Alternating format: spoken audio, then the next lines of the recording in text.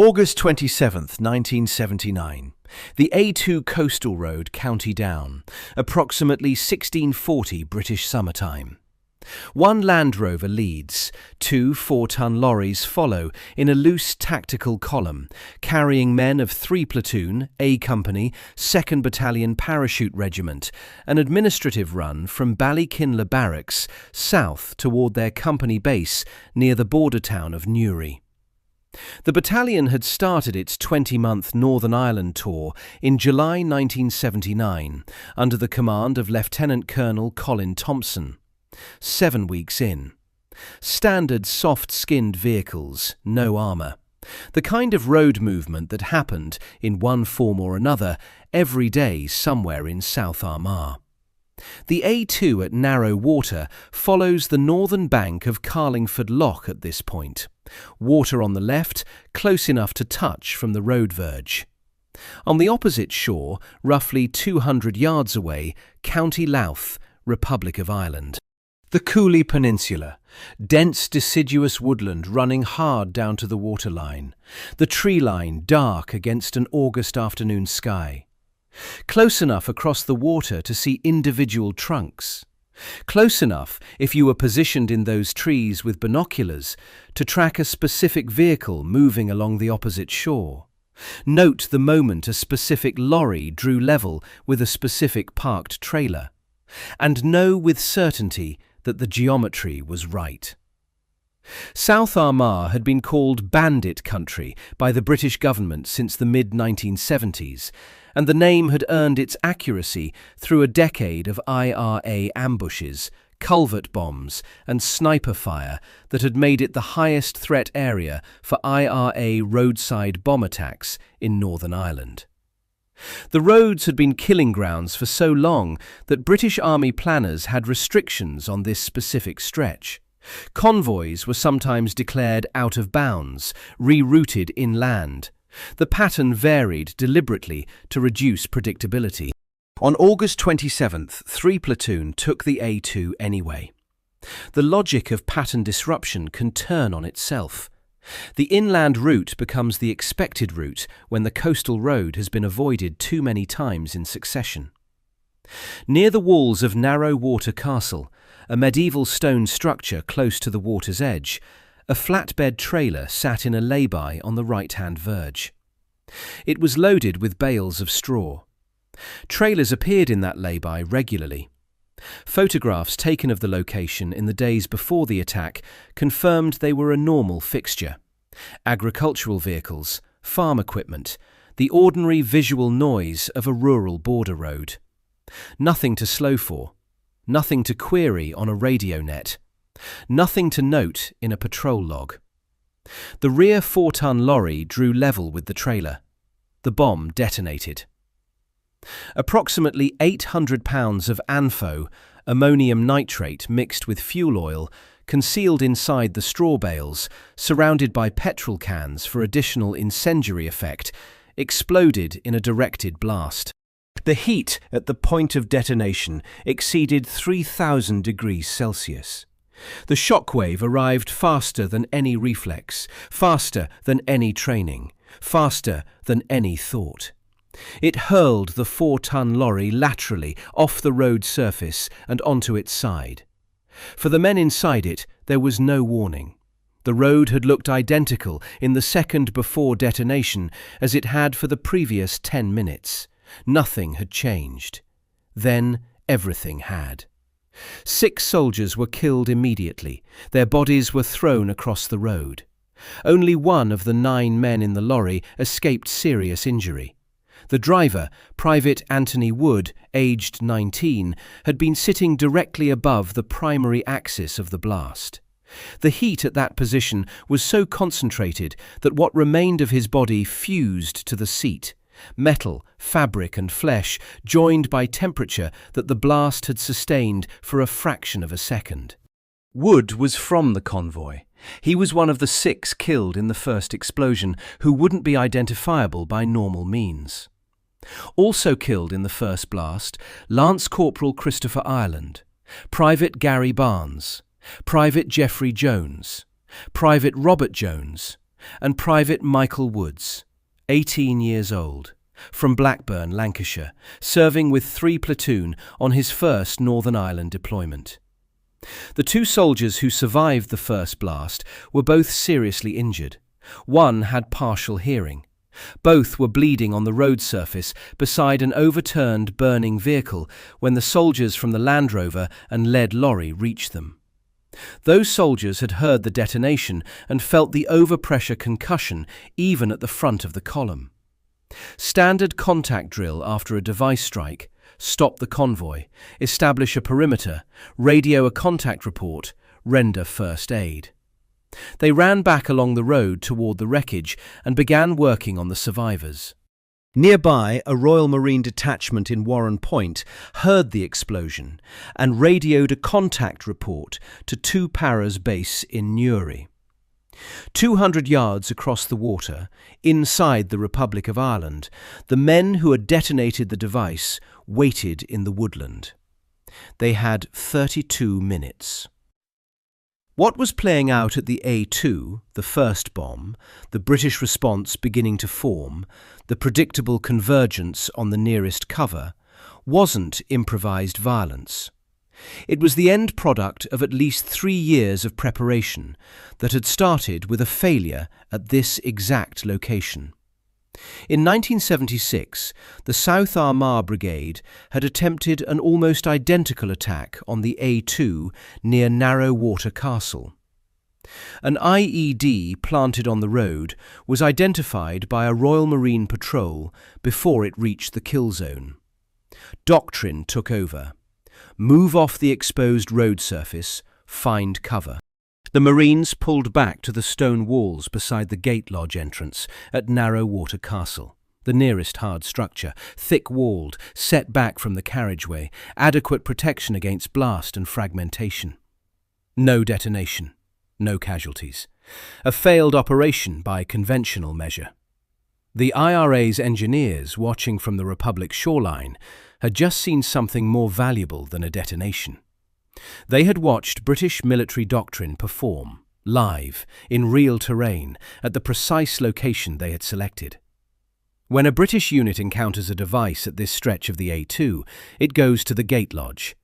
That behavioural constant didn't originate in any individual decision made that day. It was built into every soldier who had ever trained for IED response.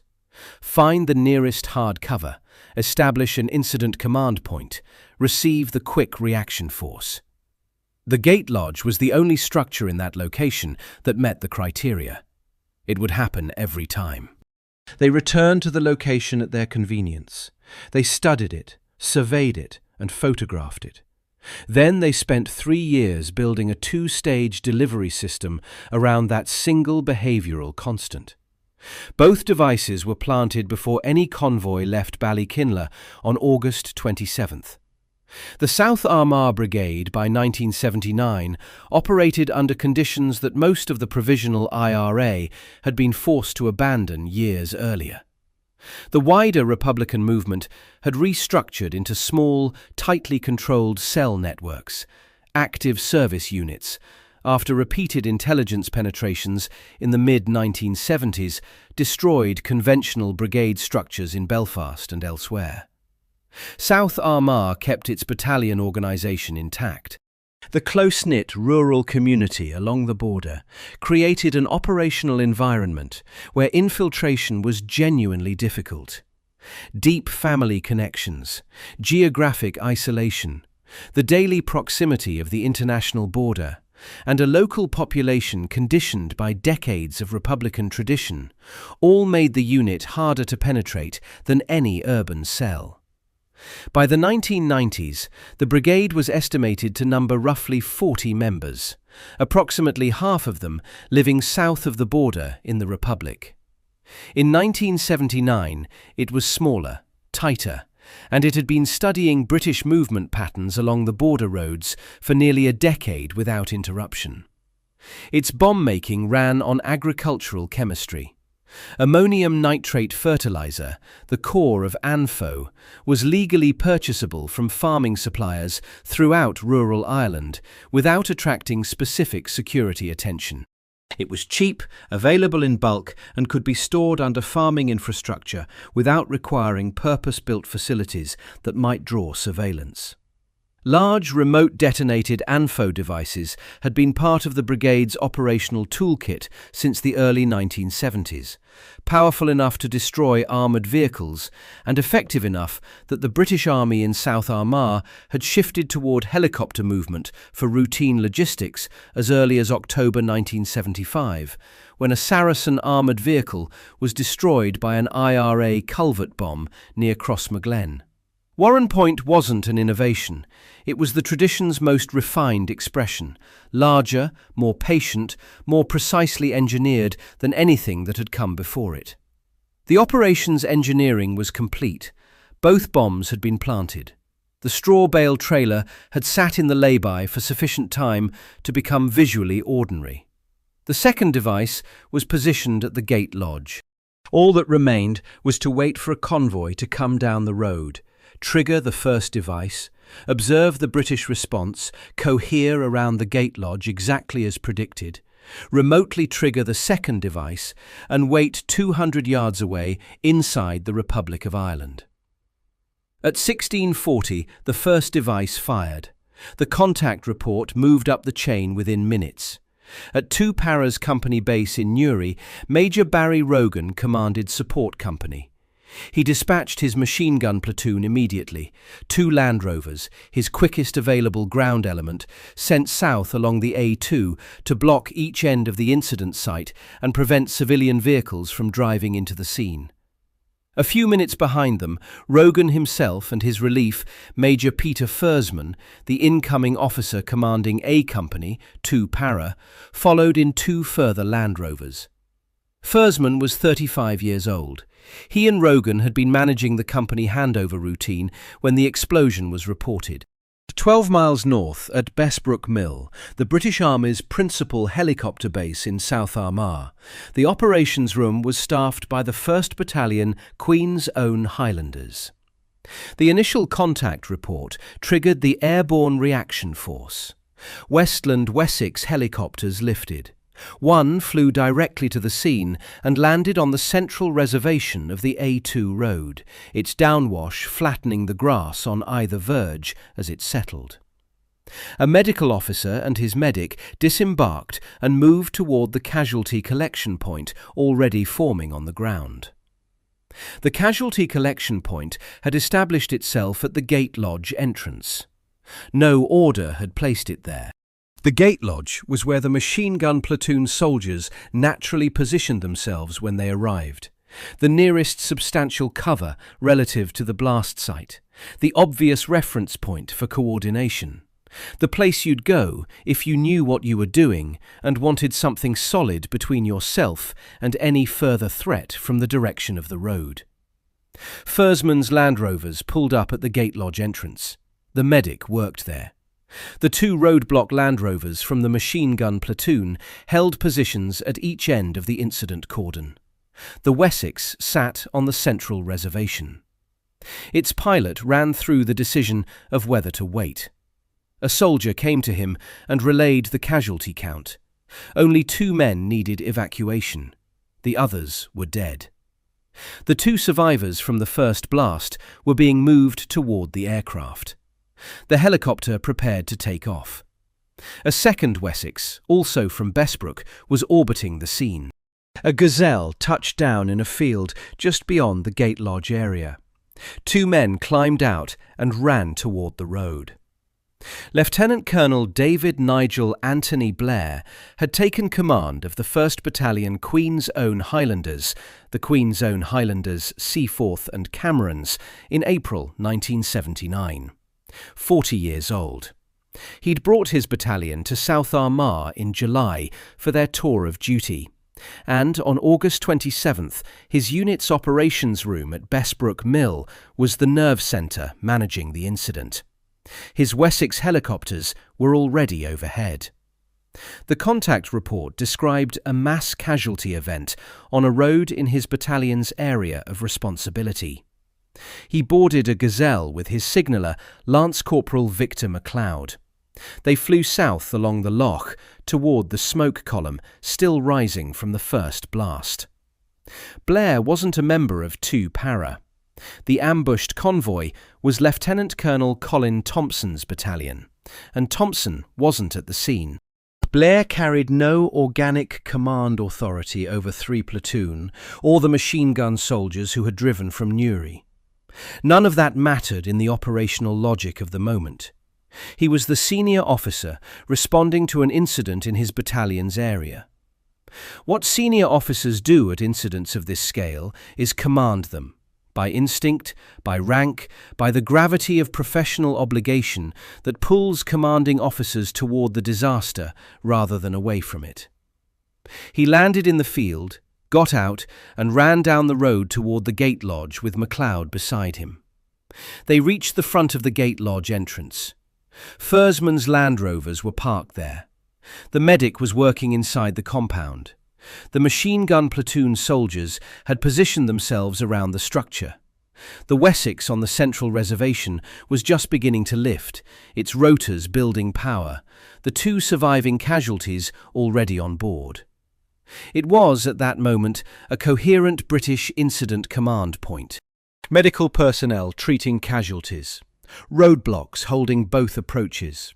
A helicopter extracting the wounded. A battalion commanding officer taking charge of the scene.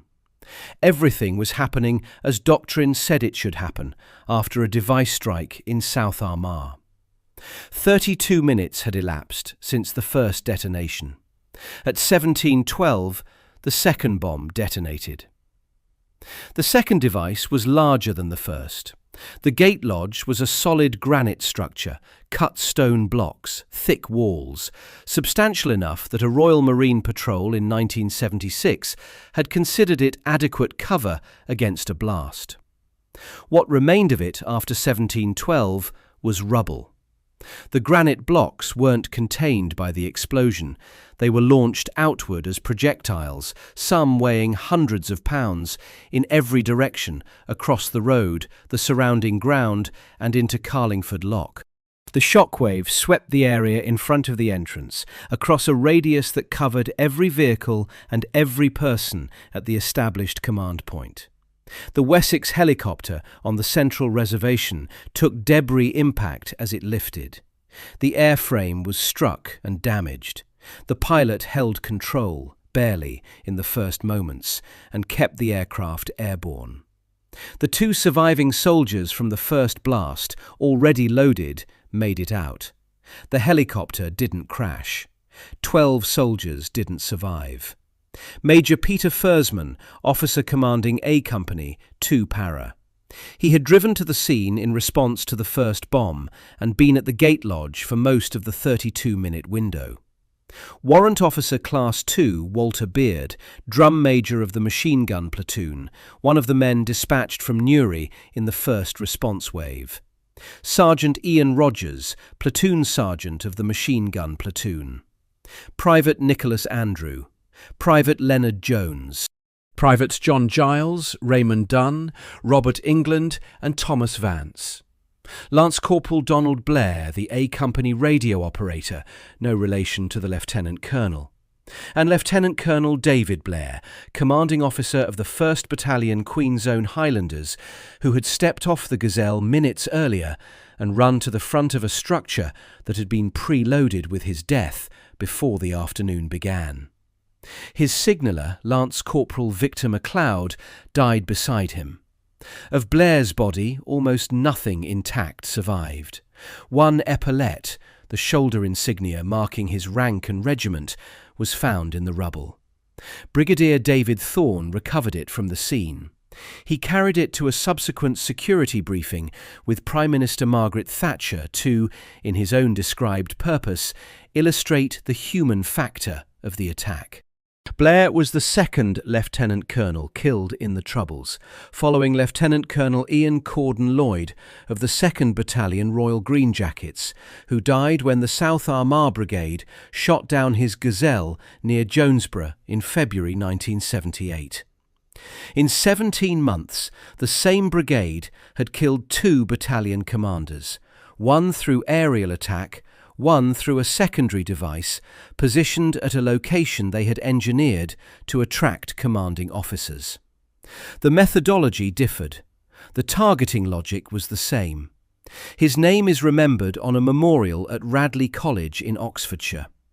The second bomb didn't need to know David Blair's name. There is no evidence the IRA had identified him personally, no intelligence that named him as a target, no reason to believe the South Armagh Brigade tracked his specific movements to the narrow water area on August 27th. What they knew was that a senior officer would be at the gate lodge, because drawing senior officers to an incident command point is precisely what a well-placed first bomb accomplishes. In every army, on every battlefield, where command doctrine and professional instinct converge. The second device was built to kill whoever those procedures delivered to that location. Blair's presence there was a near certainty before he had any reason to consider it a risk. He walked into a trap built for the role he filled, not the man he was. Major Mike Jackson was at Bessbrook Mill when the reports from the second explosion came in. Jackson was a company commander in the Parachute Regiment, later General Sir Mike Jackson, Chief of the General Staff and head of the British Army. He drove to narrow water and arrived to find what he would describe at the 40th anniversary commemoration 40 years later as burning vehicles, dead bodies, bits of bodies. The road was scattered with debris and human remains. The loch held more of them, bodies and body parts thrown into Carlingford Lough by the force of the second explosion, carried by the water or snagged on the far bank. Royal Engineers divers worked the loch in the hours that followed. They recovered from the water the face of Major Peter Fursman, separated cleanly from his skull by the force of the blast, intact and recognisable. Jackson was asked to identify it. He did.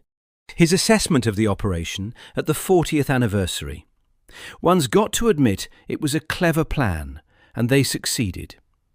General Sir James Glover, commander of British forces in Northern Ireland, provided the more formal verdict. Arguably the most successful and certainly one of the best planned IRA attacks of the whole campaign. Not the bloodiest of the troubles, the most successful. In military analysis, those words mean different things. Success implies an outcome that served a defined strategic purpose, not merely casualty production. At narrow water, the attack served at least 3 simultaneously. It inflicted maximum casualties. It killed the senior officer who responded to the first bomb. And it did all of this from a position the attackers occupied before the second explosion finished echoing across the loch. 18 soldiers dead. 16 paratroopers, the Parachute Regiment's worst single-day loss since the Second World War. 2 men from the Queen's Own Highlanders. Over 20 more spiritually wounded. Every element of the operation, pre-planned, pre-positioned and remotely triggered from territory the British Army had no legal authority to enter. Earlier the same afternoon, on the northwest coast of the Republic of Ireland, a bomb had detonated on a fishing boat called Shadow V at Mullaghmore, County Sligo. Lord Louis Mountbatten, 79 years old, retired Admiral of the Fleet, former Viceroy of India, close relative of the Queen, died in the explosion, along with his 14-year-old grandson Nicholas, a 15-year-old local boy named Paul Maxwell, and Lady Brabourne, who died from her injuries the following day. The attack was carried out by a different IRA unit, operating under different command in a different geographic and operational structure from the South Armagh Brigade at narrow water. Whether the convergence of both attacks on August 27th was deliberately coordinated between separate IRA commands, or 2 independent units that chose the same date through coincident planning, has never been definitively established. What it produced was the single worst day of British military and political loss of the entire Troubles. Before nightfall on August 27, 1979, 18 soldiers and Lord Mountbatten were dead. Republican graffiti appeared in nationalist areas within days. 13 gone and not forgotten. We got 18 and Mountbatten. The reference was to Bloody Sunday, 7 years earlier, when the Parachute Regiment had shot dead 13 unarmed civilians in Derry during a civil rights march. The graffiti was deliberate provocation, and it communicated something about how the South Armagh Brigade read the day's arithmetic. Thatcher flew to Narrow Water that evening. The men who detonated both bombs at Narrow Water were standing 200 yards away when they did it, in the tree line on the southern shore of Carlingford Lough, inside the Republic of Ireland. That distance is precise enough to matter. The Narrow Water Bridge, a cable-stayed structure now under construction after decades of planning, will span approximately 195 metres of water, connecting the County Down shore near the A2 to the townland of Cornamuckla near Omeath in County Louth. 195 metres. That is the physical gap between where the bombs fired and where the bombers operated. Close enough that the Cooley Peninsula woodland offered a clear line of sight to both device locations simultaneously, to the road surface of the A2, to the Gate Lodge entrance, and to the cluster of vehicles and personnel that formed there across 32 minutes. The entire British response, the arrival of the machine gun platoon, the Wessex landing, Blair's Gazelle touching down, the medic moving to the Gate Lodge, was visible from the Republic's shoreline in real time. When the second explosion went up, the operators on that shore were already inside a jurisdiction that had no formal state of conflict with the Provisional IRA. British forces in Northern Ireland operated under rules of engagement that gave them no general right of hot pursuit across the international border. Crossing into the Republic of Ireland with armed troops in operational pursuit required senior political authorization at a level that the chaotic aftermath of a mass casualty event couldn't generate, and which the political framework of 1979 wouldn't have provided regardless. The Washington Post reported on September 9, 1979, 13 days after the attack, that proposals for British hot pursuit rights across the border were actively being debated in London. They went nowhere. The border held as a legal barrier with an efficiency that no physical fortification could have replicated. British soldiers stood on the northern shore and looked at trees 200 yards away in a country British law couldn't reach. Immediately after the second explosion, with smoke still rising from the rubble of the Gate Lodge, British soldiers opened fire across the loch into County Louth. They believed they were taking sniper fire from the Cooley Peninsula side. 2 part-time firefighters who had been assisting the wounded at the scene told investigators afterward that they were also certain they had been fired upon from the Omeath direction. At the official inquiry, the soldiers swore under oath that they had received fire and responded under their rules of engagement. The Provisional IRA's first public statement denied that any shots had been fired at British troops. Investigators subsequently raised the possibility that what the soldiers heard as incoming fire was ammunition cooking off in the burning wreckage of the first blast's lorry, rounds heating in the blaze and discharging erratically, producing the acoustic signature of small arms fire from the direction of the Republic's shore. That question was never definitively resolved. William Hudson was 29 years old, from London. His cousin, Barry Hudson, 25, was from Dingle in County Kerry. They were business partners in Hudson Amusements, a travelling fairground operation.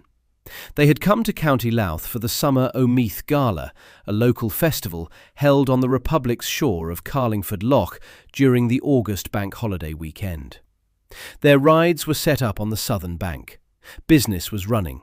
It was an ordinary August afternoon in a county that was technically at peace. When the first explosion rolled across the water, both men went down to the shoreline to see what was happening across the loch. They moved along the southern bank toward narrow water, getting closer to observe the emergency response developing on the northern side. The vehicles, the helicopter, the soldiers assembling at the gate lodge entrance that was visible from their side of the water.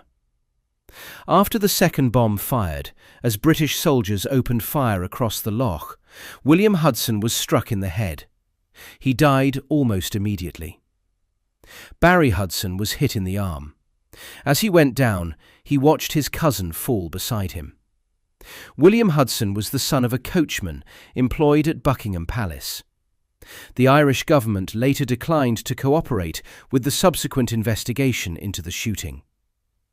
Press photographer Peter Malloy had arrived at the scene after the first explosion and was photographing the dead and dying when a paratrooper advanced on him with a weapon raised. Soldiers tackled the man before he fired. Malloy said afterward, "I was shouted at and called all sorts of things, but I understood why.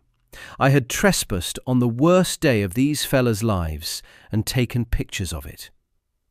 The ambush's furthest casualty had been operating a fairground ride on a peaceful county fair in the Republic of Ireland, watching someone else's war from a neutral shore.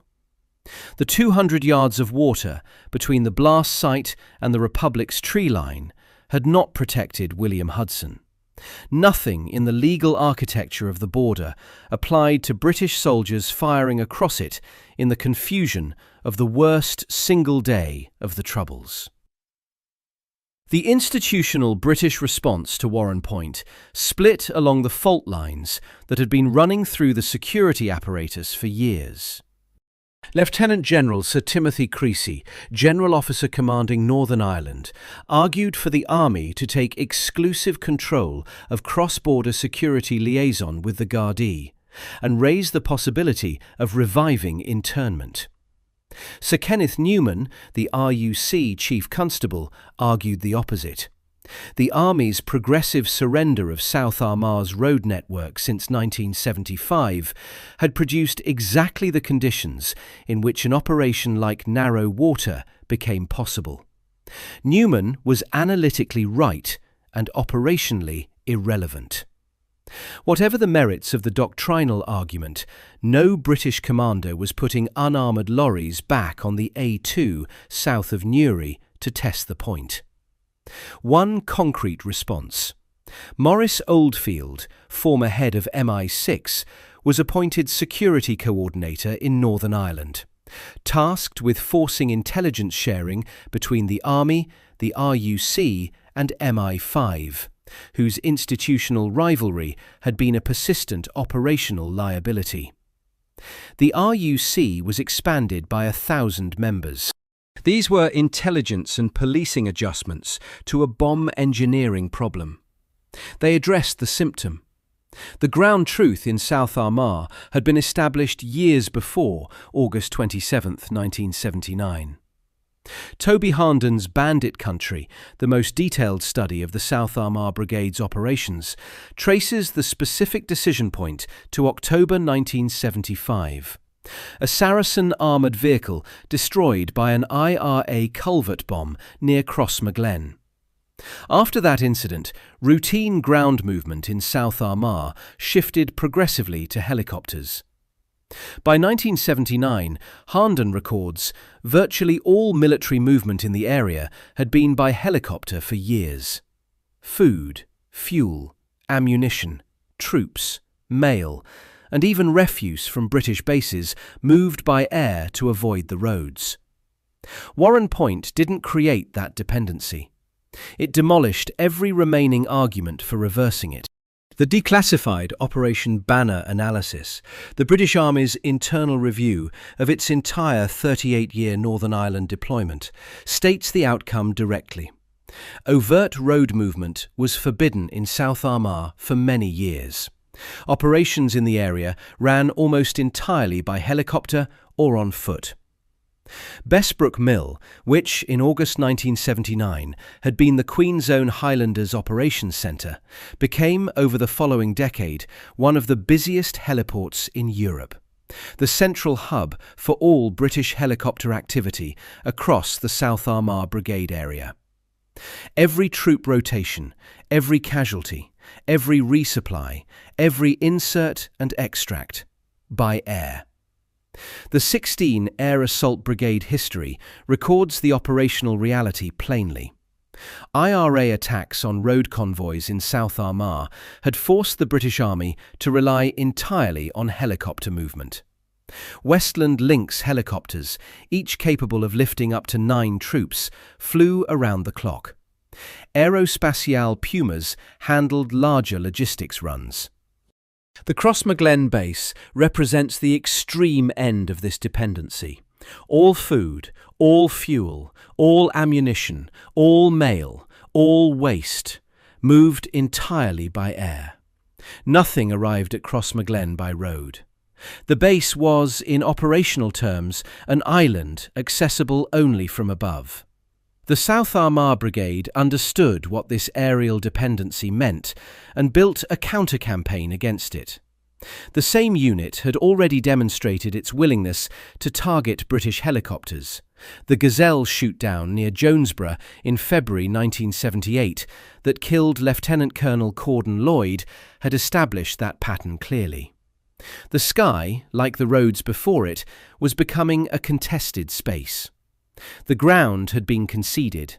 The sky was being contested. The pattern that Warrenpoint accelerated ran from 1975 through to the Good Friday Agreement and beyond.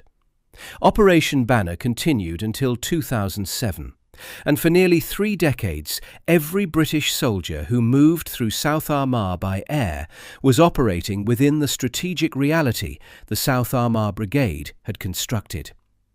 A few lorries at a time, then a few more, until no lorry moved at all. Very shortly after the explosions, Gardaí stopped 2 men on a motorbike on a road directly opposite Narrow Water Castle on the Republic side of Carlingford Lough. Brendan Burns and Joe Brennan, both provisional IRA members. Both had gunsmoke residue on their hands. The motorcycle had gunsmoke residue on its frame. Both men were arrested. Both were released on bail. Insufficient evidence to sustain a prosecution under the applicable Irish legal standard. The jurisdictional complications compounding an evidentiary gap that the attack's architecture had built in from the start. Burns died in March 1988 when a bomb he was handling exploded prematurely. In 1998, former Provisional IRA member Eamon Collins stated publicly that Burns had been among the men responsible for the Warrenpoint ambush. No one has ever been criminally charged for the deaths of the 18 soldiers killed at Narrow Water on August 27, 1979. That isn't administrative failure or jurisdictional delay. It's the designed outcome of an attack whose structure included legal immunity as a core component, as deliberately engineered as the detonation system and the ANFO formulation. The international border wasn't an incidental feature of the operation. It was the final element, the mechanism that closed the trap behind the attackers once the second bomb fired. British soldiers stood on the northern shore and looked at trees 200 yards away in a country that British law couldn't reach. The border functioned as a fortified perimeter that required no maintenance, admitted no breach, and cost the South Armagh Brigade nothing to maintain. The men who designed the attack understood the detonation system, the gate lodge's relationship to the road, the ANFO formulation, and the British Army's standard operating procedures with equal precision. They also understood the legal map of the border. Every technical and tactical element of the ambush served the same end, ensuring that what happened at Narrow Water on August 27, 1979, would happen exactly once, with maximum effect, and then be permanently beyond reach. What the South Armagh Brigade demonstrated at Narrow Water was that a sufficiently patient, sufficiently observant adversary could turn British military doctrine into a targeting system. They identified a predictable behaviour through operational observation in 1976. They confirmed it. They built a delivery mechanism around it over 3 years. They pre-positioned both devices. They triggered the first bomb at the moment of their choosing. They waited through 32 minutes while watching British forces cohere around the gate lodge exactly as predicted. Then they fired the second. 18 dead. No prosecutions. The roads of South Armagh closed to overt British military movement for the remainder of a conflict that lasted until the late 1990s. Bessbrook Mill's helicopter fleet, running every hour of every operational day for decades, performing the work that lorries on the A2 could no longer safely do. And across the water, in the woods on the Republic's shore, not a charge laid, not a conviction secured, not a name attached to the detonators by any court. Mike Jackson stood in a road with human remains in the trees above him and gave the assessment that holds: a clever plan. They succeeded. General Glover's verdict, rendered in formal military language, reaches the same place.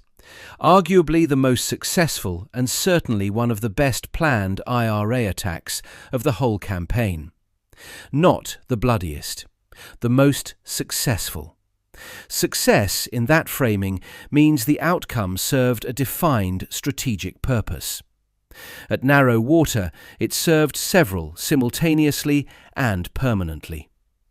In 32 minutes on the afternoon of August 27, 1979, the South Armagh Brigade didn't just kill 18 of the British Army's finest soldiers.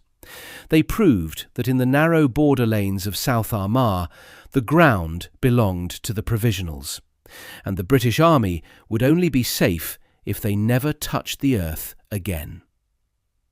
Subscribe for more stories like this.